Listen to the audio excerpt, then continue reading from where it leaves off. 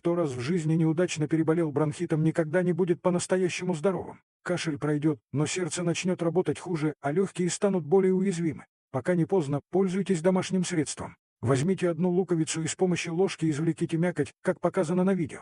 Лук обеспечивает организм витамином С, фолиевой кислотой и марганцем. Далее с обратной стороны луковицы с помощью зубочистки прокалите отверстие, поставьте в удобную емкость и налейте натурального меда, чтобы наполнить лук. Оставляем на ночь, и за это время выделится жидкость. Принимайте 2 раза в день.